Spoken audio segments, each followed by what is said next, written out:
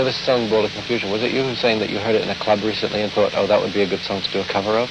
I thought it just stuck out as being a really good number, you know. I remember when it first came out. In fact, it's one of the first records I ever bought. Well, I think it was 1971 or something like that. 1968. Lyrically, it's the situation hasn't really changed. It's quite, as you just said, just relevant to today. I mean, we've changed a few of the lines, just a couple of things.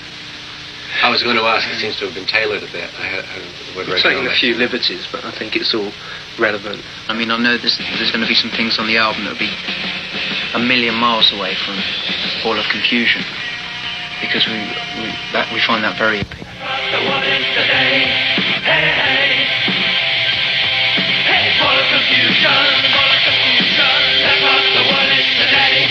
Hey, hey. Why do the Old Temptations do? Why do it? Why not, I guess? Because it was, when we first came together, it was something that was very easy for us to slip into. And it was a song that we all knew, and it was lyrically very pertinent to the times. And we just took it from there, and it seemed to click. Sounds very good with, I think, the minimalist sort of approach that you took to it. Yeah, although it's very full at the same time. Yeah. Direct. That was the idea behind it. Well, Bauhaus was always like that in performance. It was, as little as equipment as possible, but you hit that first chord and boom, it was all there. Yeah, but I mean, really our ideals as far as that sort of thing is concerned haven't really changed. And we still like to keep it as simple as possible.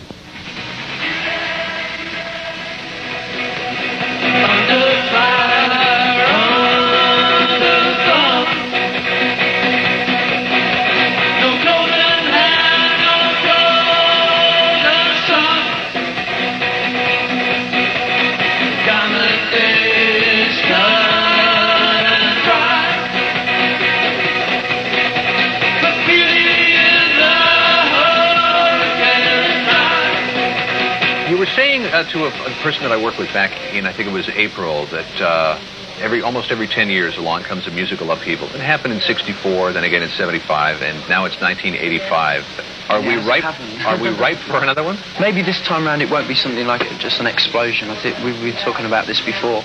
It seems that it'll be something that will gradually coming and overtake the sort of bland pop music that seems to be going on at the moment. What sort of role are Love and Rockets going to play in, if not this musical explosion of perhaps a swelling of people? Well, there's obviously a change coming about. I mean, there is a sort of feel that I don't think anybody can deny there is, going back to the sort of 60s influence, if you like. I remember about 3 years ago, there was a pseudo sort of psychedelic revival, which is rubbish. I mean, there's no point in having a revival. That doesn't mean anything.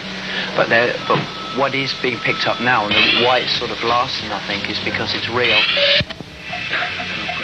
Well, Top of the Pops is still it reaches the most amount of people. I mean, that's what the general public see, that programme. And it does tend to reflect, to a degree, what's going on in the country as far as the commercial charts are concerned. And at the moment, the majority of the time, it's terrible. You know, it's just, there's no inspiration whatsoever. Our motivation really is rooted in disgust and frustration with what's going on, you know. It's the attitude of, for God's sake, let's shake something up, let's shake it up a bit.